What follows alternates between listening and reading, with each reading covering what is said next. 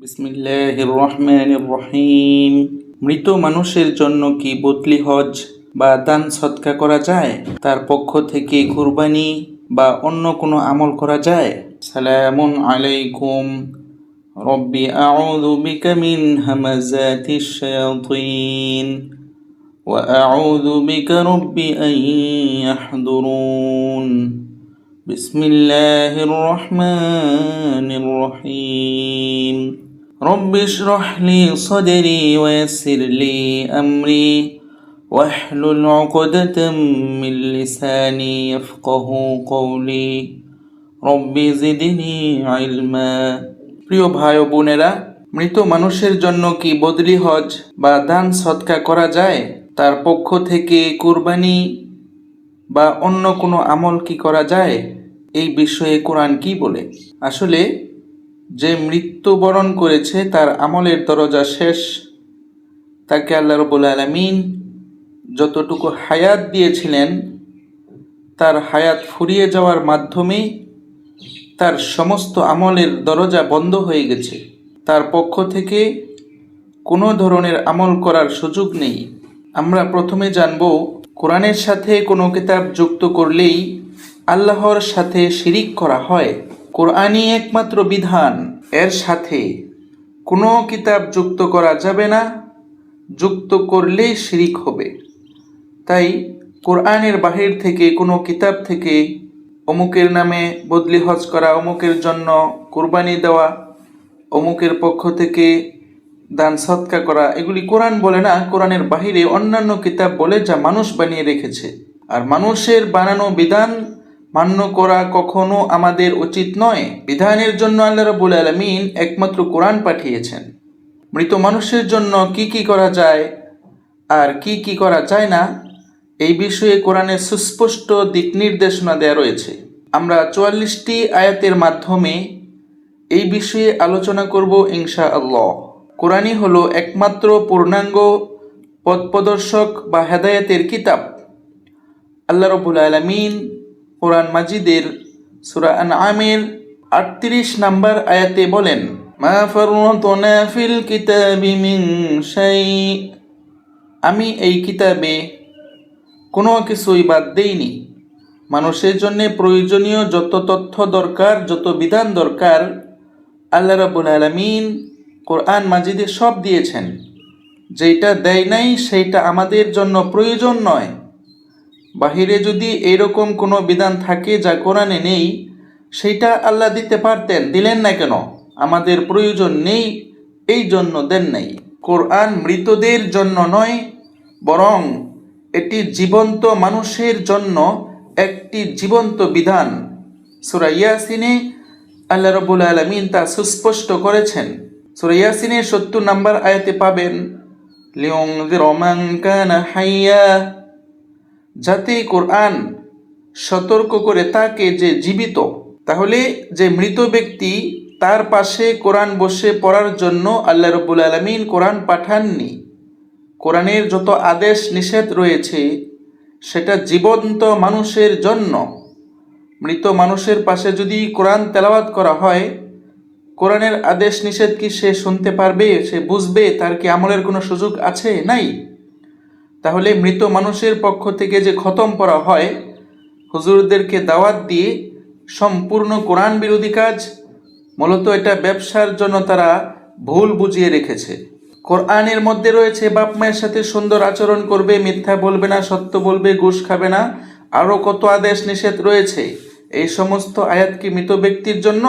কখনো নয়। সূরা বাকারার 134 নম্বর আয়াতটি লক্ষ্য করেন, তিলকা উম্মাতুন ক্বাদ খালাত লাহা মা কাসাবাত ওয়া লাকুম মা কাসাবতুম ওয়া লা তুসআলুনা আম্মা কানু ইয়ামালুন। সেটা এমন এক জাতি যা বিগত হয়েছে, তারা যা অর্জন করেছে তা তাদের জন্যই, আর তোমরা যা অর্জন করেছো তা তোমাদেরই জন্য। আর তারা যা করত সে সম্পর্কে তোমাদেরকে জিজ্ঞাসা করা হবে না। আমাদের পূর্বে যারা মৃত্যুবরণ করেছে তাদের আমল তারা নিয়ে গেছে, আমাদের আমল তারা কি করলো এই ব্যাপারে আমাদেরকে জিজ্ঞাসা করা হবে না। কারণ তাদের হায়াত পেয়ে তারা হায়াতকে কিভাবে নষ্ট করেছে না কাজে লাগিয়েছে সেটা তাদের ব্যাপার। আমাদের সতর্ক হতে হবে আমরা যেন আমাদের হায়াতকে কাজে লাগিয়ে নেই, কোরআনের বিধান মান্য করে আল্লাহর প্রিয় বান্দা হতে পারি। মৃত ব্যক্তির জন্য দোয়া করা যায় যদি সে মুশরিক না হয়, অংশীবাদী না হয়, একমাত্র মুমিন হয়, আল্লাহর বিধান মান্যকারী হয়। সূরা তাওবার 113 নম্বর আয়াতটি দেখুন। মা কানা লিন-নবী ওয়াল্লাযীনা আমানু আন ইস্তাগফিরু লিল মুশরিকিন ওয়ালাউ কানু উলি কুরবা মিন বা'দি মা তাবায়্যানা লাহুম আন্নাহুম আসহাবুল জাহিম। নবী ও মুমিনদের জন্য উচিত নয় যে তারা মুশরিকদের জন্য ক্ষমা প্রার্থনা করবে যদিও তারা আত্মীয় স্বজন হয়, তাদের নিকট এটা সুস্পষ্ট হয়ে যাওয়ার পর যে নিশ্চয়ই তারা প্রজ্বলিত আগুনের অধিবাসী। তাহলে আল্লাহর বিধান যে না মানে, মানুষের বিধান মেনে চলে, সেই শিরিককারী। আর কোরআনে এটা বারবার সুস্পষ্ট করেছেন যে আল্লাহর বিধান না মেনে অন্য বিধান মেনে শিরিক করবে সে চির জাহান্নামী হবে। তাই এমন ব্যক্তির জন্য আল্লাহর কাছে ক্ষমা প্রার্থনা করা যাবে না। সে যদি আপনার আত্মীয় হয়, আব্বা আম্মাও হয়, দাদা দাদি হয়, প্রিয়জন হয়, যেখানে ক্ষমা চাওয়াই নিষেধ, অন্য আমল তো দূরের কথা। সূরা হাশরের 10 নম্বর আয়াতে আল্লাহ রাব্বুল আলামিন বলেছেন, যারা বিশ্বাসী হয়ে মারা যায়, ইমানদার এবং আল্লাহর বিধান মান্যকারী অর্থাৎ মুশরিক নয়, এমন ব্যক্তির জন্যই শুধু ক্ষমা প্রার্থনা করা যাবে। আল্লাহ বলেন, রব্বানা গফির লানা ওয়া লিইখওয়ানিনা আল্লাযীনা সাবাকুনা বিল ঈমান। হে আমাদের পালনকর্তা, আমাদের ও আমাদের ভাইদের ক্ষমা করুন যারা আমাদের পূর্বে ঈমান সহ চলে গেছে। ঈমানদারদের জন্য দোয়া করলে লাভ কি? আল্লাহর শেখানো বিধান, এই জন্য দোয়া করতে হচ্ছে। তারা তো তাদের আমলের জন্যই জান্নাতে যাবে। তাহলে ক্ষমা প্রার্থনা লাভ হলো, আল্লাহর বিধান আমরা মেনে চললাম, এটা আমাদের লাভ। আর এই ক্ষমা প্রার্থনা যেহেতু আল্লাহ করতে বলেছেন, সেহেতু এই ক্ষমা প্রার্থনার মাধ্যমে তাদেরকে আল্লাহ রাব্বুল আলামিন মর্যাদা বৃদ্ধি করবেন। ক্ষমা প্রার্থনার মাধ্যমে জান্নাত দিবেন না, জান্নাতের আমল তারা করেই গেছে। মূলত ঈমান এবং সৎ আমলের মাধ্যমেই জান্নাতে যাওয়া যাবে। আল্লাহু আকবার বলে নামাজ শুরু করে আসসালামু আলাইকুম বলে নামাজ শেষ করার মাধ্যমে জান্নাত আল্লাহ এমন কথা কোরআনে বলেননি। এই নামাজে কোরআন পড়ে না বোঝার কারণে সে জীবনেও কোরআনের বিধান বাস্তবায়ন করতে পারবে না, সে মানুষের বিধান বাস্তবায়নকারী হয়ে চির জাহান্নামী হয়ে যাবে। কোরআন তো না বুঝে পড়ার জন্য পাঠানো হয়নি। আর সারা পৃথিবীর মুসল্লি যারা আছে, নামাজি যারা আছে, কোরআনকে তারা শুধুমাত্র পড়ে আর মনে করে জান্নাত কামাই করে ফেলেছি, প্রতি হরফে 10 নেকি কামাই করার মাধ্যমে জান্নাত নাকি কামাই করতেছে। ভুল, এটা দ্বারা তারা বিভ্রান্ত হচ্ছে। এই নামাজের মাধ্যমে মানুষ আল্লাহর বিধান থেকে দূরে সরে যাচ্ছে। নামাজ পড়ে আর মনে করে জান্নাতের চাবি পেয়ে গেছি, আল্লাহ এগুলি বলেনি। এক নামাজ পড়ে চলে যায় গুনার কাজ করে, অপরাধ করে, আরেক নামাজ পড়ে মনে করে মাঝখানের গুনাহগুলি মাফ হয়ে গেল। এই জন্য এই সমস্ত নামাজ মানুষকে অপরাধ থেকে বাঁচায় না, অপরাধ থেকে বাঁচায় সলাত। তাই তো আল্লাহ বলেছেন, আকিমুস সলাত, তোমরা সলাত প্রতিষ্ঠা করবে। সলাত মানে হলো আল্লাহর বিধান বাস্তবায়ন করা।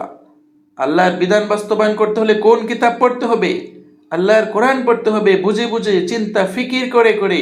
এবং সেই কোরআনে আদেশ নিষেধগুলি বাস্তবায়ন করলেই সমাজ থেকে অশ্লীলতা দূর হবে, অন্যায় অপরাধ দূর হবে, মানুষ ঈমান ও আমলের মাধ্যমে জান্নাতে যাওয়ার উপযুক্ত হবে। জান্নাত লাভের একমাত্র উপায় হলো ঈমান এবং ব্যক্তিগত সৎ আমল, ভালো কাজ, মানুষের জন্য কল্যাণকর কাজ করা। তাই মৃত মানুষের হায়াত শেষ, তার আমল করার সময় শেষ। তার পক্ষ থেকে অন্য কেউ আমল করে দিলে কখনো তার উপকারে আসবে না।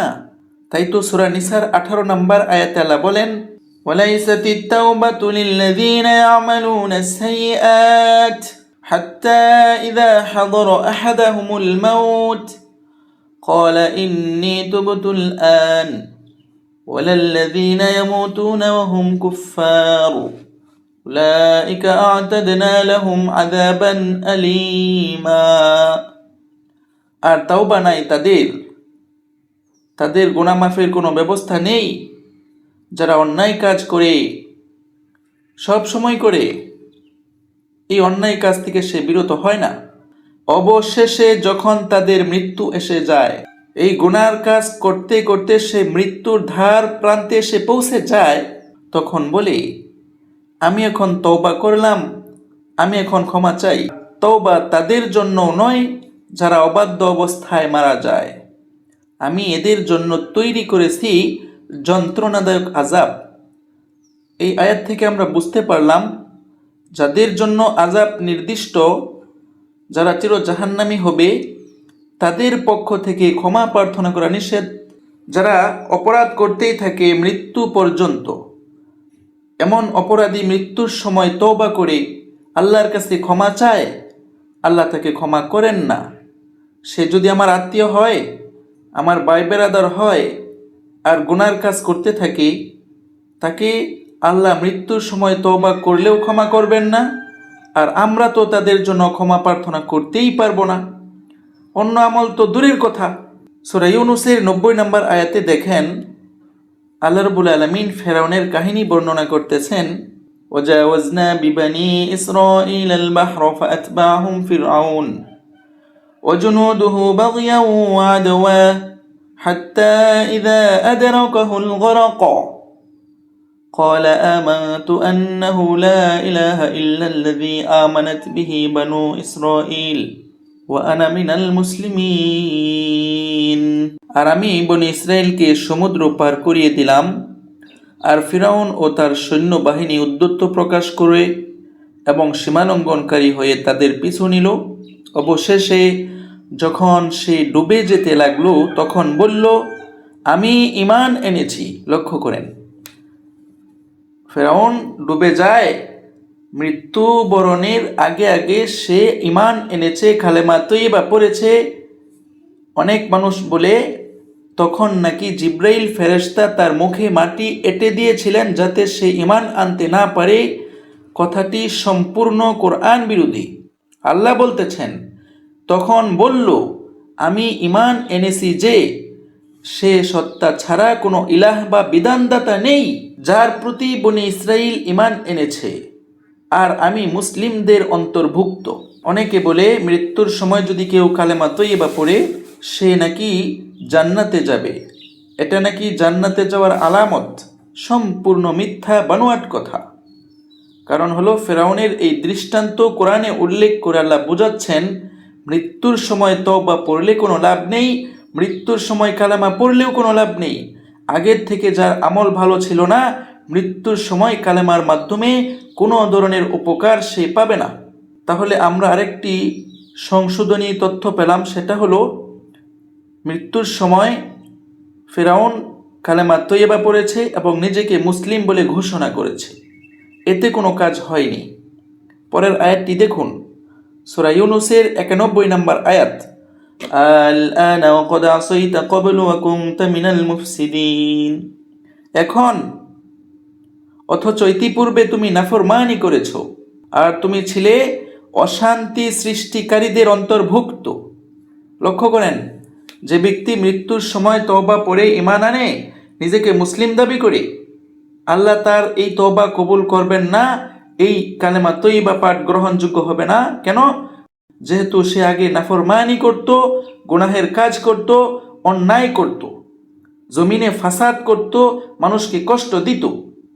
এখন আমাদের সমাজে, আমাদের আত্মীয় স্বজনের মধ্যেও যারা আল্লাহর নাফরমানি করে, সুদ খায়, ঘুষ খায়, জিনা ব্যভিচার করে, মানুষের সাথে খারাপ আচরণ করে, এরা যে সময় মৃত্যুবরণ করবে, তারাও আল্লাহর কাছে তওবা পড়বে, মাপ চাইবে, কালেমা তয়্যিবা পড়বে, এগুলি কখনো গ্রহণযোগ্য নয়।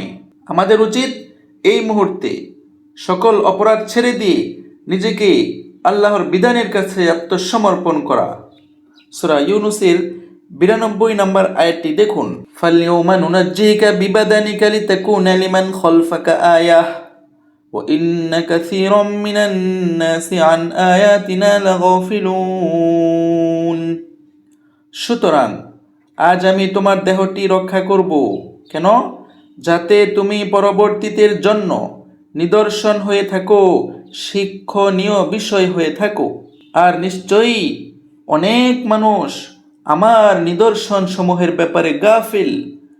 আল্লাহ যেই আয়াতের মাধ্যমে আমাদেরকে শিক্ষা দিচ্ছেন, সেই আয়াতগুলো থেকে অধিকাংশ মানুষ শিক্ষা নেয় না, গাফিল, উদাসীন। আমরা তো এই আয়াত জীবনেও পড়ি নাই, বুঝে বুঝে শিক্ষা নিব কিভাবে? আমরা হুজুরদের ওয়াজ শুনি আর বলি, আল্লাহ মৃত্যুর সময় কালেমা নসিব করে দিও, মুখে যেন জারি হয় লা ইলাহা ইল্লাল্লাহ। এই ভুল ওয়াজের কারণে মানুষ অপরাধ করতে থাকে আর মনে করে আল্লাহ তো মৃত্যুর সময় কালেমা জারি করে দেবে, তাই জান্নাতে চলে যাব। নয় নয়, এগুলি মিথ্যা কথা। আপনাকে এখন কালেমা পড়তে হবে, আর কালেমার যে বিধান, অর্থাৎ আল্লাহকে আপনি মেনে চলবেন, একমাত্র বিধানদাতা আল্লাহ, সেটা আজকে থেকেই প্রয়োগ করতে হবে। তাহলে আপনার কালেমা কার্যকরী হবে। তখন মৃত্যুর সময় কালেমা জপলেই কি, না জপলেই কি, আপনি ভালো আছেন, ভালো অবস্থায় মৃত্যুবরণ করবেন, আপনি চিরস্থায়ীভাবে জান্নাতে চলে যাবেন। ঈমান এবং আমলের মাধ্যমেই জান্নাত, কালেমা পাঠের মাধ্যমে জান্নাত নয়। সূরা মুমিনুনের 99 নম্বর আয়াতটি দেখুন। হাত্তা ইযা জাআ আহাদাহুমুল মাউত ক্বালা রব্বিরজিউন। অবশেষে যখন তাদের কারো মৃত্যু আসে, সে বলে, হে আমার রব, হে আমার পালনকর্তা, আমাকে ফেরত পাঠান। তাহলে মানুষ মৃত্যুর সময় আবার দুনিয়াতে আসতে চায়। কেন আসতে চায়? পরের আয়াতটি দেখেন, সূরা মুমিনুনের 100 নম্বর আয়াত। লাআল্লি আমালু সলিহান ফিমা তারাকতু কাল্লা ইন্নাহা কালিমাতুন হুয়া কাইলুহা ওয়া মিন ওয়ারাইহিম বারযাখুন ইলা ইয়াউমি ইউবাথুন। যেন আমি সৎ কাজ করতে পারি যা আমি ছেড়ে দিয়েছিলাম। দেখেন প্রিয় ভাই ও বোনেরা, এমন ব্যক্তি দুনিয়াতে সৎ কাজ করেনি, গুনাহের কাজ করেছে, মৃত্যুর সময় বলে, আল্লাহ আমাকে একটু হায়াত দিন, আমি যেন সৎ আমল করতে পারি। আল্লাহ কি বলবেন? কখনো নয়। এটি একটি বাক্য যা সে বলবে। লক্ষ্য করেন, সমস্ত মানুষই মৃত্যুর সময় এটা বলে। যেদিন তাদেরকে পুনরুত্থিত করা হবে, সেদিন পর্যন্ত তাদের সামনে থাকবে বরজখ বা পর্দা, অর্থাৎ মৃত্যুর পর কিয়ামতের আগ পর্যন্ত তারা ঘুমন্ত অবস্থায় মাটিতে থাকবে, কবরে থাকবে। এই আয়াত থেকে আমাদের শিক্ষা হলো, মৃত্যু এসে যাবে, তখন আল্লাহর কাছে অনুনয় বিনয় করে সৎ কাজ করার জন্য আবদার করলে সেটা আল্লাহ রক্ষা করবেন না। এখনই সতর্ক হন, এখন থেকেই সৎ কাজ করুন, মানুষের কল্যাণে কাজ করুন, মানুষের ক্ষতি হয় এমন সকল কাজ থেকে বিরত থাকুন। সূরা মুমিনুনের 101 নম্বর আয়াতটি দেখুন। ফাইযা নুফিখা ফিস-সূর ফালা আনসাবা বাইনাহুম ইয়াওমাইযিন ওয়ালা ইয়াতাসাআলুন। অতঃপর যেদিন সিংগায় ফুঁক দেয়া হবে, সেদিন তাদের মাঝে কোনো আত্মীয়তার বন্ধন থাকবে না, কেউ কারো বিষয়ে জানতে চাইবে না। লক্ষ্য করেন, আত্মীয়র সম্পর্ক দিয়া জান্নাত, সুপারিশ, এগুলো সব মিথ্যা কথা। আল্লাহ বলতেছেন, সিংগায় ফুঁক দেওয়ার পর আত্মীয়তার বন্ধন থাকবে না, কেউ কারো বিষয়ে জানতে চাইবে না। আপনি কার জন্য জীবন নষ্ট করতেছেন? হালাল হারাম বাদ দিয়ে ইনকাম করতেছেন কার জন্য? তার সাথে তো কিয়ামতের দিন আপনার আত্মীয়তার বন্ধনই থাকবে না, আপনার সম্পর্কে আপনার আপনজন জানতেই চাবে না। নিজের জন্য করেন, নিজেকে বাঁচানোর জন্য ফিকির করেন, নিজের জন্য আমল করেন। সম্পদ শুধু জমিয়ে রাখেন না, এই সম্পদ দান করার মাধ্যমে নিজের আখিরাত গুছিয়ে নেন। কোরআনের জন্য সম্পদ ব্যয় করেন। সূরা মুমিনুনের 102 নম্বর আয়াতটি দেখুন। ফামান সাকুলাত মাওয়াজিনুহু ফাউলাইকা হুমুল মুফলিহুন। অতঃপর যাদের নেকির পাল্লা ভারী হবে, তারাই হবে সফল কাম। নেকির পাল্লা ভারী হওয়ার জন্য আমাদের সর্বদা সৎ আমল করতে হবে। কোনো গুনাহের কাজ করলে সেই গুনার মাধ্যমে সমস্ত নেকি বরবাদ হয়ে যায়। আমরা অনেক সময় ভুল বুঝি, আমার গুনাহ আছে, সওয়াবও আছে। এক পাশে গুনাহ রাখবে, আরেক পাশে সওয়াব রেখে আমাকে জান্নাতে যাওয়ার ব্যবস্থা করবে। বিষয়টি এমন নয়। কোরআনে বলেছে, একটা গুনাহ অর্থাৎ শিরিক, সুদ খাওয়া, মিথ্যা কথা বলা, জিনা করা, যত ধরনের অপরাধ আছে, এই অপরাধের কারণে আল্লাহ রাব্বুল আলামিন সমস্ত নেক আমল বরবাদ করে দেন, বাতিল করে দেন। সেই জন্য সকল অপরাধ ছেড়ে একমাত্র সৎ আমল যে করবে তার নেকির পাল্লা ভারী হবে। আমাদের এই ভুল বিশ্বাস ভাঙতে হবে, এক পাশে নেকি আর এক পাশে বদি রাখবে। এগুলো আল্লাহ বলেননি, এগুলো মানুষ বানিয়েছে। কারণ হলো একটি গুনাহ থাকলেই সমস্ত আমল বরবাদ হয়ে যাবে। বাঁচার পদ্ধতি কি? আল্লাহর কাছে ক্ষমা চাইলেই গুনাহ মাফ হয়ে যাবে, গুনাহগুলো নেক দ্বারা পরিবর্তন হয়ে যাবে। সূরা ফুরকানের ৭০ নম্বর আয়াত আমরা আগেও আলোচনা করেছি। সূরা মুমিনুনের ১০৩ নম্বর আয়াতটি দেখুন, ওমান খাফফাত মাওয়াজিনুহু ফাউলাইকা আল্লাযীনা খাসিরু আনফুসাহুম ফি জাহান্নাম খালিদুন। আর যাদের পাল্লা হালকা হবে তারাই নিজেদের ক্ষতি করলো, জাহান্নামে তারা হবে চিরস্থায়ী। লক্ষ্য করেন, যাদের একটি গুনাহ থাকবে, বড় গুনাহ থাকবে, সেই গুনার কারণে সমস্ত নেক আমল বরবাদ হয়ে যাবে। সেই জন্যে তাদের পাল্লা হালকা হবে, তারা জাহান্নামে যাবে। কতদিন? চিরস্থায়ীভাবে থাকবে। আমি বলছি না, আল্লাহ বলছেন। আল্লাহ তো দুইটা কথা বললেন, নেকির পাল্লা ভারী হলে জান্নাতে চলে যাবে চিরস্থায়ীভাবে, আর বদ আমলের পাল্লা ভারী হলে চিরস্থায়ীভাবে জাহান্নামে যাবে। সূরা মুমিনুনের ১০৪ নম্বর আয়াতটি দেখুন, তালফাহু উজুহাহুমুন নার ওয়া হুম ফিহা কালিহুন। আগুন তাদের চেহারা দগ্ধ করবে, সেখানে তারা হবে বিভৎস চেহারা বিশিষ্ট। ১০৫ নম্বর আয়াত দেখুন, আলাম তাকুন আয়াতি তুতলা আলাইকুম ফাকুনতুম বিহা তুকাযযিবুন। আমার আয়াত সমূহ কি তোমার কাছে পাঠ করা হতো না, তারপর তোমরা তা অমান্য করতে? লক্ষ্য করেন প্রিয় ভাইরা, কিয়ামতের দিন জাহান্নামে যারা যাবে তাদেরকে বলা হবে, এই বেটা, তোমার কাছে কি কোরআনের আয়াত যায়নি? কোরআনের আয়াত পাঠ করা হয়নি? নাকি অন্য কোনো কিতাব আপনার কাছে পাঠ করা হয়েছে বলে প্রশ্ন করা হবে? হবে না। আল্লাহ বলবেন, কোরআন যায়নি, কোরআনের আয়াত তোমার কাছে পাঠ করা হয়নি। তাহলে বুঝেন, আমরা যদি কোরআন না মানি, কোরআন না বুঝি, কোরআন অনুযায়ী না চলি, আমরা অবশ্যই জাহান্নামে যাব, কখনো নিস্তার পাওয়া যাবে না। এরপরের আয়াতটি দেখুন তারা কি জবাব দেয়। সূরা মুমিনুনের ১০৬, ক্বালু রব্বানা গলাবাত আলাইনা শিকওয়াতুনা ওয়া কুন্না কওমান দাল্লিন। জাহান্নামীরা বলবে, হে আমাদের রব, দুর্ভাগ্য আমাদেরকে পেয়ে বসেছিল আর আমরা ছিলাম দল্লিন, পথভ্রষ্ট। পথভ্রষ্ট কাকে বলে? যে কোরআনের আয়াত থেকে দূরে সরে যায়, কোরআনের আয়াতকে অমান্য করে।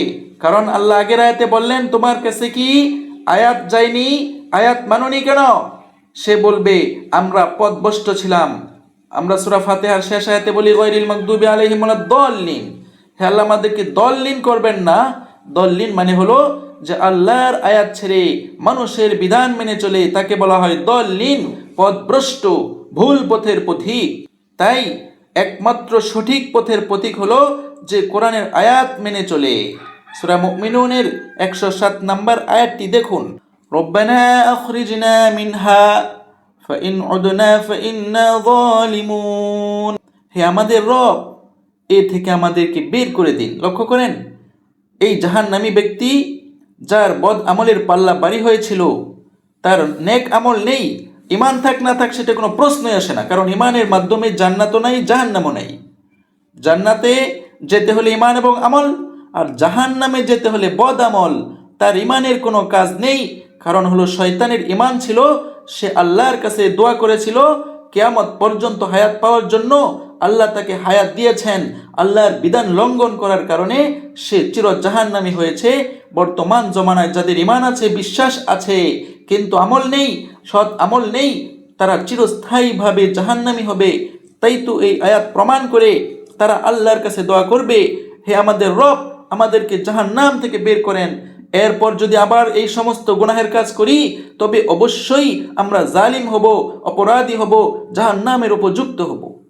আল্লাহ কি বলবেন দেখেন, ক্বালা খসাউ ফিহা ওয়ালা তুকাল্লিমুন। আল্লাহ বলবেন, তোমরা ধীরকৃত অবস্থায় এখানেই থাকো, আমার সাথে কোনো কথা বলো না। শেষ, কথার কাম শেষ, আর কথা নেই। সূরা মুনাফিকুনের ১০ নম্বর আয়াতটি দেখুন, وأنفقوا مما رزقناكم من قبل أن يأتي أحدكم الموت فيقول رب لولا أخرتني إلى أجل قريب فأصدق وأكن من الصالحين। আর আমি তোমাদেরকে যে রিজিক দিয়েছি, সম্পদ দিয়েছি, তা থেকে ব্যয় করো, তা থেকে দান করো, জনকল্যাণমূলক কাজে ব্যয় করো তোমাদের মৃত্যু আসার পূর্বে। তাহলে ভাই, কখন মৃত্যু আসবে আপনি কি বলতে পারেন? কেন সম্পদ জমা করতেছেন? কেন একটার পর একটা গাড়ি বাড়ি বিজনেস বাড়াচ্ছেন? আপনি কি মরবেন না? আপনার টাকার এত মায়া কেন? কেননা তখন সে বলবে, হে আমার রব, যদি আপনি আমাকে আরো একটু হায়াত দিতেন, একটু সময় দিতেন, তাহলে আমি দান সৎকা করতাম আর সৎ লোকদের অন্তর্ভুক্ত হয়ে যেতাম। দেখেন, মৃত্যুর সময় মানুষ বলে, আমাকে একটু হায়াত দিন, কেন? আমি যেন দান সৎকা করতে পারি, সৎ কাজ করতে পারি, সৎ লোকদের অন্তর্ভুক্ত হতে পারি। এই আয়াত একদম ক্লিয়ার করেছে, দান সৎকাই একমাত্র সৎ কাজ। এটা করলেই মানুষ সৎ লোকদের অন্তর্ভুক্ত হতে পারে। আমরা এই সম্পদের মায়ায় দান সৎকা থেকে দূরে সরে এসেছি। কখন মৃত্যু এসে যাবে তখন আফসোস করবেন, লাভ হবে না তো। সূরা মুলকের 2 নম্বর আয়াতটি দেখুন, আল্লাযী খালাকাল মাউতা ওয়াল হায়াতা লিয়াবলুয়াকুম আইয়ুকুম আহসানু আমালা ওয়া হুয়াল আজিজুল গফুর। তিনি মৃত্যু ও জীবন সৃষ্টি করেছেন কেন? যাতে তিনি তোমাদেরকে পরীক্ষা করতে পারেন যে কে তোমাদের মধ্যে আমলের দিক থেকে উত্তম, আর তিনি পরাক্রমশালী, অতিশয় ক্ষমাশীল। তাহলে হায়াত কেন দিয়েছেন? যাতে আমরা আমল করতে পারি, সৎ কাজ করতে পারি। তাহলে যে মারা গেল তার তো হায়াত শেষ, তার জন্য পৃথিবীর সারা দুনিয়ার মানুষ যদি আমল করে দেয় কোনো কাজে লাগবে না। সে তো মৃত্যুর সময় আল্লাহর কাছে আবদার করেছিলই, আল্লাহ কিছু সময় দাও, তওবা পড়ি, কালেমা পড়ি, সৎ আমল করি, দান করি, সেগুলো কবুল হয় নাই। আপনি করলে কিভাবে কবুল হবে? সূরা বাকারার 25 নম্বর আয়াতটি দেখুন, ওয়াবাশশিরিল্লাযীনা আমানু ওয়া আমিলুস সলিহাত আন্না লাহুম জান্নাত। যারা ঈমান আনে এবং সৎ কাজ করে তাদের জন্য রয়েছে জান্নাত। নামাজির জন্য জান্নাত আল্লাহ বলেননি, আল্লাহ বলেছেন যারা ঈমান এনেছে এবং সৎ কাজ করেছে। 5টি বিষয়ে ঈমান আনতে হয়: আল্লাহর প্রতি, মালাইকাদের প্রতি, কিতাব সমূহের প্রতি, নবী রসুলদের প্রতি, আখিরাতের প্রতি, এবং আল্লাহর বিধান মানার মাধ্যমে সৎ কাজ করা হয়। কোরআন যদি কেউ না বুঝে পড়ে, সে কখনো সৎ কাজ করতে পারবে না, আল্লাহর আদেশ নিষেধ অমান্য করবে নিজের অজান্তেই। তাই বিশ্বাস করার পর সমস্ত আল্লাহ রাব্বুল আলামিনের আদেশ নিষেধ যে মেনে চলে, সেই জান্নাতে যাবে। শুধু নামাজ পড়বে, না বুঝে বুঝে কোরআন পড়বে আর জান্নাতের চাবি পেয়ে যাবে, এই সমস্ত মিথ্যা বানোয়াট কথা আল্লাহ বলেননি। সূরা বাকারার 82 নম্বর আয়াতটি দেখুন, ওয়াল্লাযীনা আমানু ওয়া আমিলুস সলিহাত উলাইকা আসহাবুল জান্নাহ হুম ফিহা খালিদুন। যারা ঈমান এনেছে ও সৎ কাজ করেছে তারাই জান্নাতবাসী, সেখানে তারা চিরস্থায়ীভাবে বসবাস করবে। সূরা কাহফের 107 নম্বর আয়াতটি দেখুন, ইন্নাল্লাযীনা আমানু ওয়া আমিলুস সলিহাত কানাত লাহুম জান্নাতুল ফিরদাউসি নুজুলা। নিশ্চয়ই যারা ঈমান আনে ও সৎ কাজ করে তাদের আপ্যায়নের জন্য রয়েছে জান্নাতুল ফিরদাউস। তাহলে আপনি জান্নাতুল ফেরদাউসের জন্য দোয়া করলে জান্নাতুল ফেরদাউস পাবেন না। আপনাকে 2টি কাজ করতে হবে। 1 নাম্বার বিশ্বাস করতে হবে, 2 নাম্বার আল্লাহর বিধান মেনে চলতে হবে, সৎ কাজ করতে হবে, তাহলেই আপনি জান্নাতুল ফেরদাউসে যেতে পারবেন। যে মারা গেল সে কি এখন সৎ কাজ করতে পারবে? পারবে না। আপনার কাজ আপনার, যে মারা গেছে সে যা করেছে সেটা তার, আপনার আমল তাকে দেওয়ার মতো কোনো ফেক্সিলুট করার ব্যবস্থা নেই তো। সূরা ইউনূস আয়াত নাম্বার 9 নাম্বার দেখেন, ইন্নাল্লাযীনা আমানু ওয়া আমিলুস সলিহাত ইয়াহদিহিম রাব্বুহুম। যারা ঈমান আনে ও সৎ কাজ করে তাদের জন্য রয়েছে জান্নাতের সুসংবাদ। তাদেরকে আল্লাহ রাব্বুল আলামিন হেদায়েত দিবেন। দেখেন, যারা ঈমান আনে এবং সৎ কাজ করে ইয়াহদিহিম রাব্বুহুম, তাদের রব তাদেরকে হেদায়েত দেন। যদি কেউ ঈমান আনার পর সৎ কাজ না করে তাহলে আল্লাহ তাকে হেদায়েত দিবেন না, অতএব সে কখনো জান্নাতে যেতে পারবে না। মনে করেন আপনার বিশ্বাস আছে এই কোম্পানিতে মাসে শুক্রবার ছাড়া 26 দিন ডিউটি করলে আপনাকে 50,000 টাকা বেতন দেওয়া হবে, এই পরিপূর্ণ বিশ্বাস আপনার আছে, আপনি মুমিন। কিন্তু 1 মাস যদি ডিউটি না করেন, 1 মাস পর যদি বেতন চান, সে কি দিবে? দিবে না।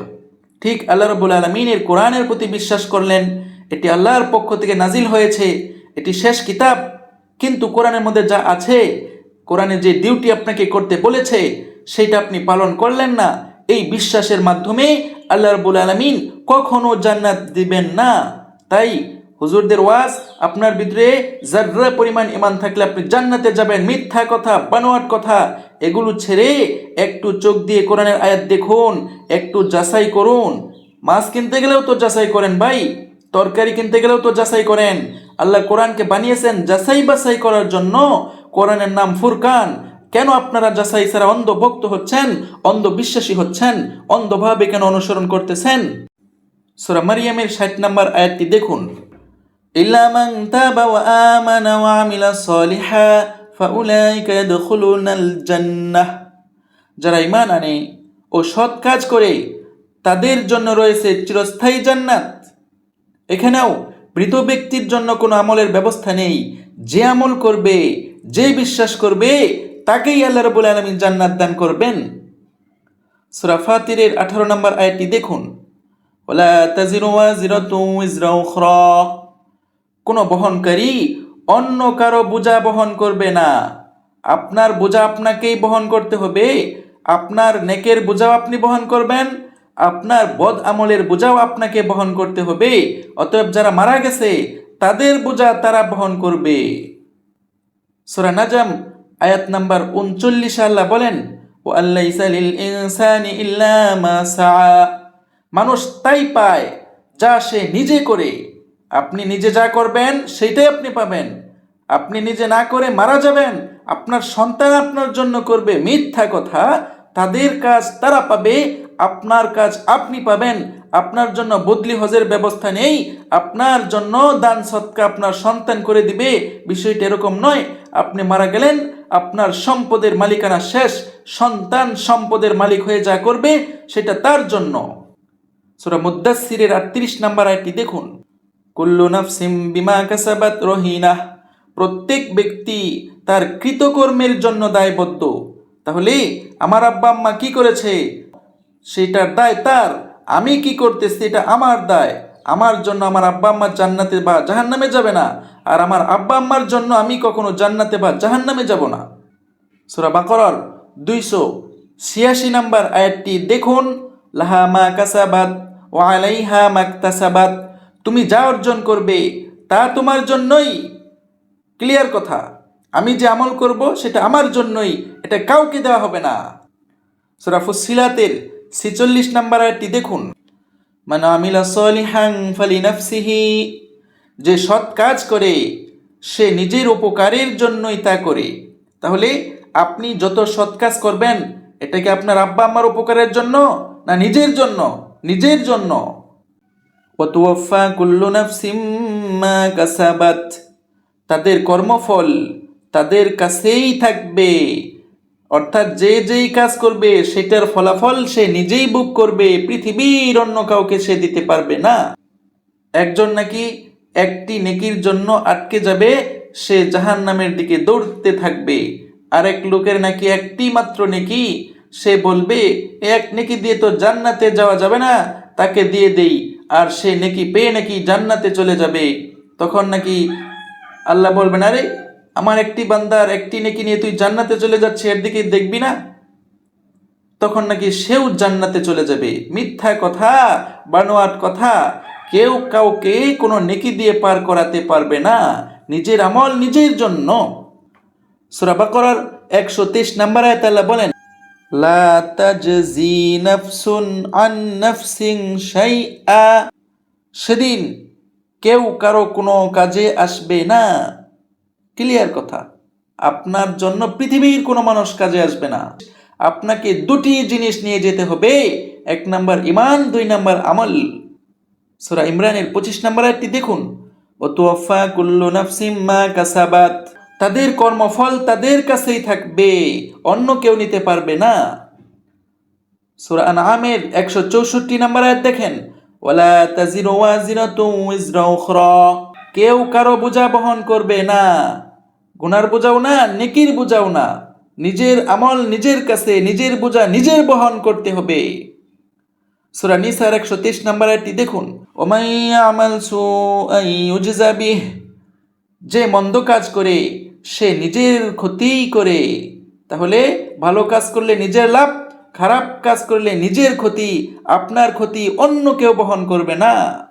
সূরা ইয়াসিনের 54 নম্বর আয়াতটি দেখুন, ওয়ালা তুজজাউনা ইল্লা মা কুনতুম তা'মালুন, তোমাদের কোনো কাজের প্রতিদান অন্যকে দেওয়া হবে না, তোমরাই পাবে। আমি আমল করলে আমার বাপ মা পাবে না, আমারটা আমিই পাবো। প্রত্যেক আত্মা তার কাজের বিনিময় পেয়ে যাবে। সূরা ইব্রাহিমের 51 নম্বর আয়াতে আল্লাহ বলেছেন, লিতুজজা কুল্লু নাফসিম বিমা কাসাবাত। সূরা ইনফিতার আয়াত নম্বর 19 আল্লাহ বলেন, ইয়াউমা লা তামলিকু নাফসুল লিনাফসিন শাইআ, সেদিন কেউ কারো কোনো উপকারে আসবে না। আপনি কার প্রতি ভরসা করতেছেন যে অমুক হুজুর আমাকে সুপারিশ করবে? মিথ্যা কথা। সূরা জাসিয়ার 22 নম্বর আয়াতটি দেখুন, লিতুজজা কুল্লু নাফসিম বিমা কাসাবাত, মানুষকে বিচার করা হবে তাদের কৃতকর্ম অনুযায়ী। অন্যের আমলের দ্বারা আপনাকে আমাকে বিচার করা হবে না, আমার আমলের মাধ্যমে আমাকে বিচার করা হবে। সূরা তুরের 21 নম্বর আয়াতটি দেখুন, কুল্লু মরিইম বিমা কাসাবা রহিন, প্রত্যেক ব্যক্তি তার অর্জিত কর্মের জিম্মাদার। প্রত্যেক ব্যক্তি সে নিজে যে আমল করবে সেই আমলের জন্য দায়বদ্ধ। সূরা বাকারার 48 নম্বর আয়াতটি দেখুন, লা তুকবালু মিনহা শাফাআহ, সেদিন কারো কোনো শাফাআত, কারো কোনো সুপারিশ গ্রহণ করা হবে না। আপনি ছেলেকে হাফেজ বানাচ্ছেন, এই হাফেজ সুপারিশ করে আপনাকে জান্নাত নিয়ে যাবে, মিথ্যা কথা। কোরআনে কোনো আয়াত নেই। আপনাকে অবশ্যই ঈমান এবং আমলের অধিকারী হতে হবে। আপনার জান্নাত আপনাকেই কামাই করে নিতে হবে। আপনার সন্তান, আপনার আত্মীয় স্বজন আপনাকে কোনো ধরনের উপকার করতে পারবে না। সূরা তাকওয়িরের 14 নম্বর আয়াতটি দেখুন, আলিমাত নাফসুম মা আহদরত, সে যা করেছে তাই সে পাবে, এর বেশি পাবে না। অন্য মানুষে কি করেছে সেখান থেকে আপনাকে ধার দেয়া হবে না। সূরা কফের 17 নম্বর আয়াতটি দেখুন, মা ইয়ালফিযু মিন কাওলিন ইল্লা লাদাইহি রাকীবুন আতীদ, প্রতিটি কাজ যা মানুষ করে তা লেখা থাকে। তাহলে আমল নামা আপনাকে দেওয়া হবে, আপনার কাজের লিস্টটি সেখানে থাকবে, অন্য মানুষের আমল নামা থেকে কেটে আপনাকে দেওয়া হবে না। সূরা বনী ইসরাঈলের 13 নম্বর আয়াতটি দেখুন, ওয়াকুল্লা ইনসানিন আলজামনাহু তাইরাহু ফি উনুকিহি, মানুষের আমল তার গলার সাথে লটকিয়ে দেওয়া হবে, ঝুলিয়ে দেওয়া হবে। আপনার আমলের তালিকা লিস্টটি আপনার গলায় কিয়ামতের দিন ঝুলিয়ে দেওয়া হবে। আপনার সেই আমল নামা পড়ে আপনি বুঝবেন আপনি কি জান্নাতের উপযুক্ত নাকি জাহান্নামের উপযুক্ত। তাই প্রিয় ভাই বোনেরা, কোরআন জীবন্ত মানুষের জন্য পথ প্রদর্শক, মৃত ব্যক্তির জন্য নয়।